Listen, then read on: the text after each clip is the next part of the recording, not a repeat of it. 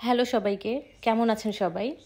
Welcome করছি আজকের নতুন recipe coconut chicken.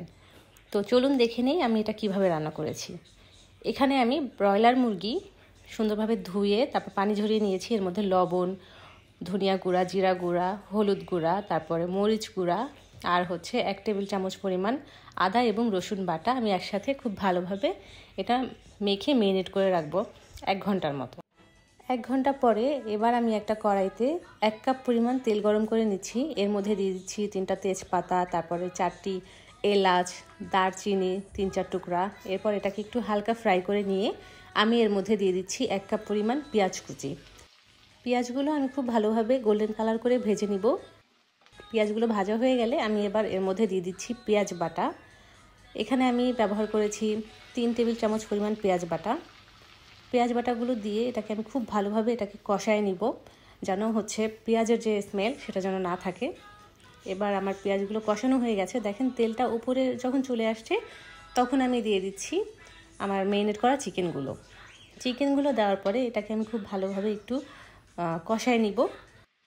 Broiler chicken থেকে কিন্তু প্রচুর পরিমাণে পানি বের হয়, তো আমি এখানে পানিটাকে একদম সুন্দর করে শুকায় নিব। পানিটা শুকানোর পরে এবার আমি দিয়ে দিচ্ছি মশলা মাখানো যে পানিটা ছিল সেই পানি দেওয়ার পরে এবার আমি 5 মিনিটের জন্য চিকেনগুলো ঢাকনা দিয়ে ঢেকে দিব। আমি আজ যে চিকেনটা রান্না করছি এটা কিন্তু খুবই ক্রিমি একটা টেক্সচার আসবে। 5 মিনিট পরে আমি এখানে ঢাকনাটা তুলে নিয়ে এবার 1 কাপ পরিমাণ নারকেল ব্লেন্ড করে রেখেছিলাম সেটা দিয়ে দিলাম। আপনারা চাইলে নারকেলটা বেটেও নিতে পারেন।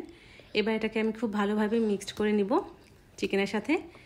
এবার যখন মিক্সড হয়ে যাবে এবং পানিটা শুকিয়ে আসবে তখন আমি দিয়ে দিচ্ছি নারকেল দুধ আমি এখানে দিয়েছি 1 কাপ পরিমাণ মতো।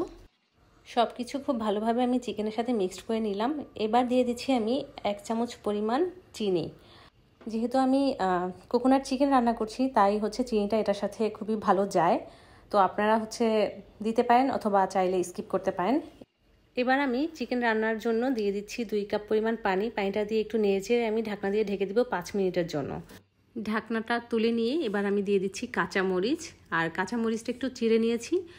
চিকেনের সাথে কাঁচামরিচটা খুবই ভালো যায়, খুব ভালো ফ্লেভার আসে। আবার আমি ঢাকনা দিয়ে ঢেকে দিলাম। আমার রান্নাটা একদম হয়ে এসেছে। এবার আমি ঢাকনাটা তুলে যে মশলাগুলো দিয়েছিলাম সেগুলোকে আমি তুলে নিব।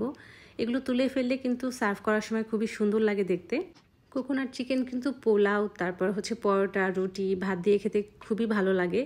আপনাদের কাছে রেসিপিটা কেমন লেগেছে অবশ্যই কমেন্ট করে জানাবেন।